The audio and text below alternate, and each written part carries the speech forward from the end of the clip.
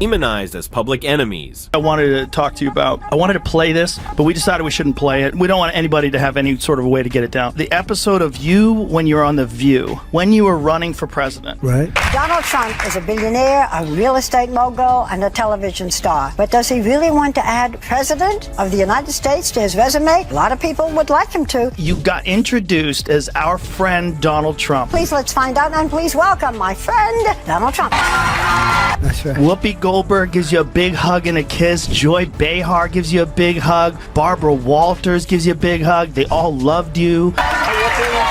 We're so happy that whenever you're on with us, we're very happy. They're talking about you as such a favorable light. The audience was cheering, and then you actually started winning in the polls, and then the machine started working towards you. Joe Biden knows how to do this. Trump. Yeah. He tends to just, I have to say, I was surprised when she mentioned his sense of humor, but I'm going to leave that alone and ask you all the question, will the candidate's spouses getting involved like she just did? What? That's what it says. That's what it says. And you know, this is my job. Yeah. So I'm reading it. Yeah. As I said, as she just did, will it make a difference here? Well, I think when you hear Doug Emhoff, the vice president's, husband, speak about their relationship, I think it's very touching. He is behind her 100%. He's very loving. He spoke at the DNC, and I think he described a person that people wanted to know more about. So what do you love most about your husband? His being, his humor, his personality, his kindness. He's very special. His positivity, his energy, it's unbelievable. So we have a beautiful relationship. What do the two of you like to do for fun if you're not working? To have dinner, sometimes quiet dinner or dinner with friends, and listen to the music, all kind of different musics. I hear he likes to be the DJ. He likes to be the DJ, and it's very fun night when he does that. That thing needs a laugh track. In person, I'm reluctant to comment on other people's marriages because I don't want anybody to comment on mine. But they've been married 19 years. And in my experience, people that have been married that long are not necessarily polar opposites, right? They have a lot of commonality. And so I think these two are simpatico. I remember that when Joy interviewed Melania on her show in 2011, she backed her husband's birther claims. That's right. That was on your show. That was on her show. She questioned Barack Obama's They took away from me. Go ahead. She fired. You were fired. Go ahead. She did that even though she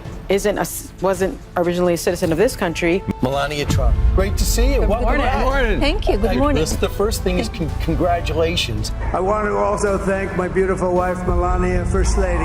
You need to defend yourself all the time. As you may heard, I filed a few lawsuits, and I'm in the court now. Because they accuse me of doing stuff that I never did in my life, and they wrote lies, and I will not allow that. I will fight till the end because I don't want that they damage my reputation. And I think she hates him. Yeah, well, yeah. Okay, so we can all agree on that. That's a given. I also think that she wants to take him out. She does not want to be the first lady anymore. If you average out the View hosts, among the dumbest people on television. Sonny's dumb. Certainly not the brightest person. And what she just said just doesn't make any sense. It's just like so silly to say. Joe Rogan didn't hold back, and Sunny Hostin probably wishes he had. When Sunny Hostin made bold, baseless claims about Melania Trump during a segment on The View, she likely didn't anticipate the backlash that would follow. But Joe Rogan, known for his unfiltered commentary, wasn't about to let it slide. Calling her remarks performative outrage, Rogan accused Hostin of prioritizing drama over facts. He pointed out how her comments about Melania hating her husband and wanting to leave him weren't just unfounded, they were absurd. For the first time since Rogan's critique wasn't just about this one instance, he argued that Hostin's approach epitomizes everything wrong with modern media, sensationalism over substance. But Rogan wasn't done yet. He turned his attention to the hypocrisy of The View itself. From hugs and applause to outright vilification, Rogan exposed The View's double standards. Joe Rogan reminded his audience of a time not so long ago when Donald and Melania Trump were warmly welcomed on The View. Back then, the hosts showered them with praise, hugs, and smiles. Fast forward to today, and those same hosts now demonize the Trumps at every opportunity. Rogan called out this glaring inconsistency, accusing The View of flipping their narrative for political convenience. They loved him when it suited their agenda. Rogan quipped, but once he started winning in the polls, they turned on him like a pack of wolves. His critique highlighted how easily media platforms shift their tone to align with public sentiment or political trends. And if you thought that was harsh, wait until you hear what Rogan had to say about their intelligence. If you average their IQs, you might not hit triple digits. Brutal? Yes. Accurate? You decide. In one of his most biting critiques, Joe Rogan took aim at the intellectual depth, or lack thereof, of The View's hosts. He joked that even if you combine their IQs, they might still struggle to reach triple digits. While the comment was clearly meant as hyperbole, it resonated with many of his listeners who have long criticized the show for its surface-level discussions and frequent reliance on emotional appeals rather than factual analysis. And Rogan's jab wasn't just a personal attack, it was a broader indictment of how daytime talk shows often prioritize entertainment over meaningful discourse. What exactly did Sunny Hostin say that sparked such a strong reaction? Let's break it down. Unfounded claims and personal attacks. Hostin crossed a line. During a heated segment on The View, Sunny Hostin claimed that Melania Trump hated her husband and only stayed with him for financial gain. These remarks weren't just speculative. They were presented as fact, despite having no evidence to back them up. Hostin even went as far as to criticize Melania's Christmas traditions and redesigns of the White House, painting her as an unhappy and reluctant First Lady. For Joe Rogan, this was the tipping point. He slammed Hostin for turning what could have been a meaningful discussion into a spectacle filled with baseless accusations and personal jabs. But this wasn't just about Sunny. Rogan had plenty to say about media bias as a whole. Why do conservative figures always seem to get the short end of the stick? Rogan used this incident to highlight what he sees as blatant media bias against conservative figures like Melania Trump. He pointed out how The View frequently targets right-leaning public figures while giving left-leaning ones a free pass for similar controversies. It's not about accountability, Rogan argued. It's about pushing a narrative. By focusing their critiques almost exclusively on conservatives, shows like The View contribute to an echo chamber that reinforces biases rather than challenging them. And speaking of narratives, let's talk about performative outrage. It's not about facts, it's about putting on a show. Rogan accused Sunny Hostin and her co-hosts of engaging in performative outrage, dramatizing issues not because they care, but because it makes good TV. He argued that this approach does more harm than good by turning serious topics into spectacles that prioritize ratings over truth. For Rogan, this isn't just irresponsible, it's dangerous. When you inject personal drama into every discussion, he said, you're not informing people, you're manipulating them. But why does The View rely so heavily on sensationalism? Let's dig deeper. Chasing ratings, not truth. According to Joe Rogan, The View has become less about fostering meaningful dialogue and more about creating polarizing entertainment.